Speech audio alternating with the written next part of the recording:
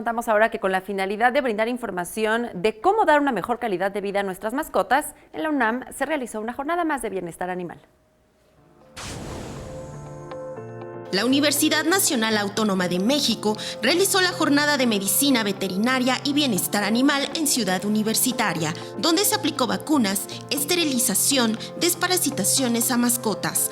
A partir de las 10 de la mañana, veterinarios dieron pláticas informativas a los dueños de animales y realizaron diversas actividades lúdicas, así como presentaciones artísticas, a fin de promover una responsabilidad de tener una mascota en casa. Estamos tratando de tener información sobre estos dos objetivos, ¿no? ¿Qué es lo que el médico veterinario zootecnista le ofrece a nuestra sociedad, ¿no?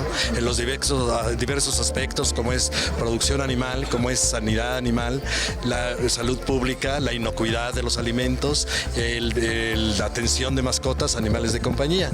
Las actividades interactivas también fueron otra de las acciones, en conjunto con tips para el cuidado y entrenamiento de mascotas, feria de adopciones, módulos informativos y presentaciones artísticas que formaron parte de esta jornada de medicina veterinaria.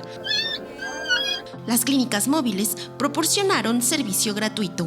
Ahorita, por ejemplo, cuando veíamos nosotros perros que tuvieran enfermedades crónico-degenerativas. Ahora los perros, al igual que los humanos, viven más, tenemos mayor cantidad de perros diabéticos, de gatos diabéticos, etcétera. Entonces, con eso tenemos que ir también evolucionando. Tenemos todos los departamentos de la facultad, están aquí presentes para que se les oriente a las personas en el área de nutrición, de reproducción, de patología. Estos hábitos y prácticas contribuyeron a sensibilizar el cuidado, buen trato y conservación de estos bellos animales que son parte también de la familia. Con imágenes de Jesús Arias, María José Valencia, 21 Noticias.